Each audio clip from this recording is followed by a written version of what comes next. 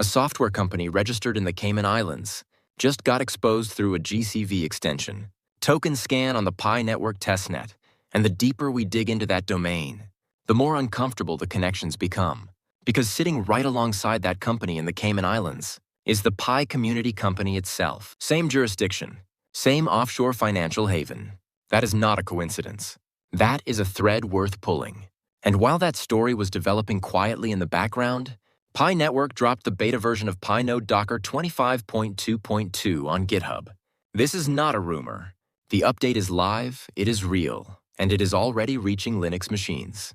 By every account from early testers, it is running fast, it is running clean, and it is running ahead of schedule. This update is being positioned as the technical foundation that follows the completion of Protocol 24, meaning the ecosystem is not waiting around. It is being built in real time. But before we go deeper into Pi, I need to talk about something that just shook the entire financial world. Mastercard and Chainlink just announced a partnership that is going to fundamentally alter how 3.5 billion people interact with money. Not millions, billions. Mastercard is enabling its entire global cardholder network to purchase digital assets directly on-chain through the Chainlink infrastructure. That is the largest traditional payment network in the world, merging with the most powerful blockchain data oracle network in existence. The implications of that single sentence should not be underestimated. For years, the mainstream complaint about crypto has been the same. It is too complicated, too many steps, too risky, too unfamiliar. That argument is now dead. Mastercard just made buying crypto as simple as buying anything else with your card. No wallet setup confusion for the average person. No exchange account. No seed phrase anxiety. Just a purchase on-chain through a network. People already trust with their everyday spending. This is mass adoption, not as a talking point, but as an infrastructure reality. And the timing could not be more strategic. With KYC assurance built into the framework, this partnership also addresses one of the loudest concerns regulators have raised for years: financing suspicions and threats to institutional economies. Those arguments lose their sharpest edges when verified identity is embedded into the transaction layer itself. The traditional finance kings are not resisting Web3 anymore. They are walking through its front door. Now, here is the connection that deserves serious attention. Pi Network has its own relationship with Chainlink. So when Mastercard integrates Chainlink's Oracle infrastructure to bring 3.5 billion users into on-chain asset purchasing, that infrastructure is the same one Pi Network is building toward. The rails are being laid. The ecosystem Pi has been preparing for is starting to take visible shape in the mainstream financial world. And this raises the question that every serious Pi community member should be sitting with right now. Is Pi Network positioning itself to be part of this incoming wave? Or is it still too early to draw that line? Based on what we are seeing from the 25.2.2 node update and the post-protocol 24 momentum, the technical side is not standing still. Now, let us move to something the community is actively debating, and that deserves a clear, grounded breakdown. A theoretical framework called the QWF, Model or Sovereign Multiplier, theory is circulating across Pi Network analytical circles, and it is generating genuine discussion among blockchain researchers and PiCoin supporters. According to analysis shared within the community, Pi Network may be operating under a contribution model that is far more nuanced than most users assume. The central claim of this theory is that not all mining activity carries equal, long-term weight within the ecosystem. Two users performing identical daily mining actions could potentially experience different outcomes based on what the theory calls a weighted contribution factor. This factor, according to the analysis, incorporates variables like engagement consistency, node uptime, participation in ecosystem, infrastructure, and long-term behavioral patterns. In short, the theory proposes that the system may distinguish between passive participation and active contribution at a deeper level than what is visible on the surface. This is worth taking seriously as an analytical lens, even if the Pi core team has not officially confirmed any mechanism of this kind.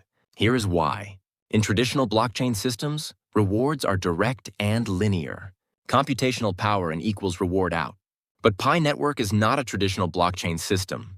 It is a community-driven, mobile-first ecosystem, with tens of millions of users spread across vastly different levels of engagement. A purely linear model would treat someone who mines daily, runs a node, builds applications, and engages deeply with the ecosystem, the same as someone who opens the app once a week. That does not align with how most well-designed decentralized systems actually function over time. The QWF theory introduces the concept of time decay dynamics, the idea that consistent participation over extended periods contributes more meaningfully to long-term ecosystem positioning than short-term bursts of activity. Under this model, the users who have been showing up every single day, maintaining node, uptime, and engaging across multiple layers of the ecosystem, are building something that looks different from raw coin accumulation. They are building a weighted contribution history. The theory also introduces what is described as frictionless value warping, a concept that suggests a small percentage of highly active, strategically positioned contributors could have disproportionate influence on ecosystem, liquidity, utility deployment, and real-world application growth. This is not a foreign concept in Web3 economics. Network effects in early-stage blockchain ecosystems have consistently shown that a concentrated group of builders and deep participants shapes value formation, long before the broader market recognizes it. Where does this leave the average Pi holder, who has been consistent but not deeply technical? According to the framework, basic participation is still meaningful. The theory does not dismiss casual users. It simply introduces a layered model: casual miners at one tier, node operators and ecosystem builders at another, and developers and application deployers at a higher tier still. Each layer contributes differently to network stability and growth, and each layer may carry different long-term implications within the ecosystem. Now, let me be direct about something. This model is speculative. It is predictive analysis, not confirmed system design. The Pi core team has not disclosed any mechanism that resembles QWF or sovereign multiplier structures in their official documentation. Anyone presenting this as confirmed Pi network policy is overstating what the evidence shows. What the theory does do, however, is reflect a legitimate and increasingly prominent conversation in blockchain economics, one about whether raw mining output is actually the most meaningful measure of contribution in community-driven systems. As Pi Network continues to build out its open mainnet ecosystem, the practical meaning of contribution is going to become one of the most important conversations in the community. Node operators are already experiencing a version of this. Their infrastructure participation is distinct from passive app mining. Developers building on the Pi ecosystem are creating utility layers that no amount of passive mining can produce. The framework around what contribution means and how it translates to long-term positioning is not an abstract debate. It is an active design question that every maturing blockchain must answer. None of what I have shared today constitutes financial advice or a recommendation of any kind. I strongly encourage every viewer to seek independent financial guidance from a qualified and regulated professional before making any investment or financial decision.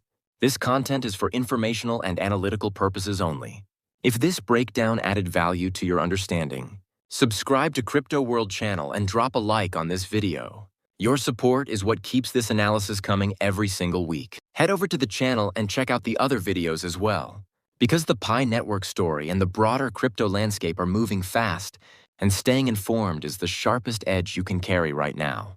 Thank you for watching. I will see you in the next one.